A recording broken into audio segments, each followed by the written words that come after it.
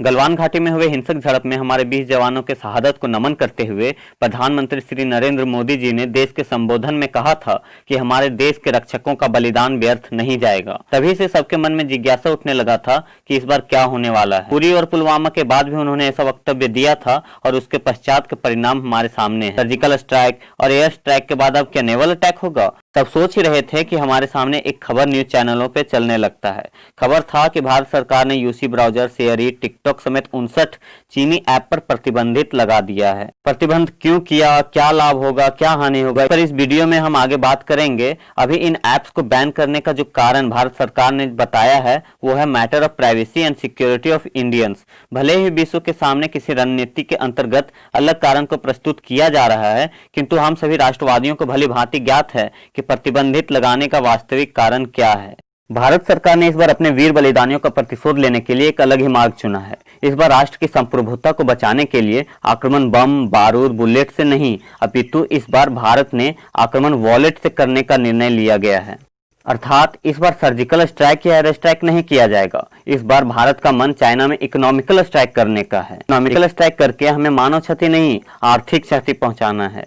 आज की इस परिस्थिति में चीन को मानव क्षति से उतना दुख नहीं होगा जितना आर्थिक क्षति से होगा, क्योंकि सुपर पावर बनने का सपना लिए बैठे चीन के लिए चीनी वासी उतने महत्व नहीं हैं जितने चीन की इकोनॉमी। सुपर पावर बनने के लिए चीन को इकोनॉमिकल तौर पर काफी मजबूत होना होगा, जिसके लिए वो अपने सामानों को देश विदेश में एक्सपोर्ट करता है और आगे भी करता रहेगा। और हम जानते हैं कि भारत चीनी वस्तुओं का कितना बड़ा बाजार है। यदि हम भारत में चल रहे उसके बाजारों को धीरे धीरे करके नष्ट कर दें तो चीन बौखलाकर भारत के सामने घुटने टेकने लगेगा। भारत में चल रहे इन्हीं बाजारों को नष्ट करने के लिए भारत सरकार ने एक कदम आगे बढ़ा लिया है, चाइना पर इकोनॉमिकल स्ट्राइक करके। आज ऐप्स बैन करके चाइना के सॉफ्टवेयर बाजार पर आक्रमण किया गया है और आने वाले कुछ वर्षों में हार्डवेयर की बारी है।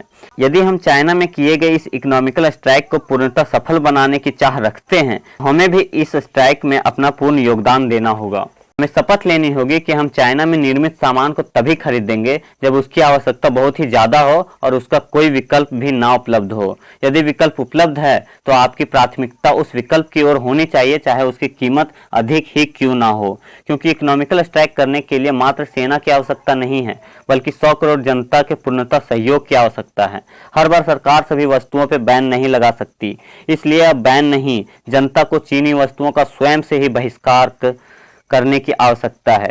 साथ ही अपने भारत को आत्मनिर्भर बनाने के लिए अपने ओर से भरसक प्रयास की अति आवश्यकता है। इसके लिए लोकल के लिए वोकल बनना होगा और यदि संभव हो तो लोकल वस्तुओं का निर्माण करके अपने आसपास में उपलब्ध कराना होगा। हमने आत्मनिर्भर भारत के लिए पूरी सीरीज लाने का सोचा है, जो आने वाले समय में इसी चैनल पे अपलोड होगा, जिसमें बताया जाएगा कि आप स्वयं और अपने राष्ट्र को आत्मनिर्भर कैसे बना सकते हैं। फिलहाल हम समझ लेते हैं कि चीनी ऐप्स को बैन करके हमें क्या लाभ हुआ है या हानि। इसमें कोई दो राय नहीं है कि हमें लाभ अधिक हुआ है। सबसे पहले हमने चीन को यह बता दिया कि हमसे पंगा लेने का परिणाम बहुत बुरा हो सकता है।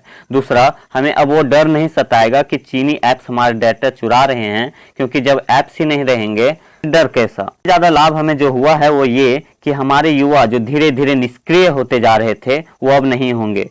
साथ ही एसिड अटैक, रेप, लव जिहाद जैसे अन्य क्राइम जिस गति से प्रचार प्रसार हो रहे थे अब नहीं होंगे, जिससे क्राइम के रेट में भी कमी आएगी।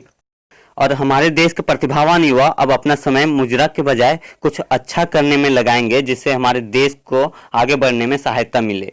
अब चाहे वो पंचर की ही दुकान क्यों ना खोल लें। इन सभी बातों के बाद भी हमारे मन में एक प्रश्न उठता है कि हम चाइना को आर्थिक चोट देने में कितना सफल रहे हैं। वैसे मेरा मानना है कि हमने बहुत बड़ा घाव दे दिया है, जिससे उबरने के लिए उसे काफी समय लगेगा। फिर भी हम मान लेते हैं कि हमने चाइना को ना के बराबर हानि पहुंचाई है। लेकिन यदि हम यही छोटे छोटे घाव के डोज समय समय पर देते रहें तो एक दिन हम चाइना को पूर्णतः समाप्त कर सकते हैं। धन्यवाद।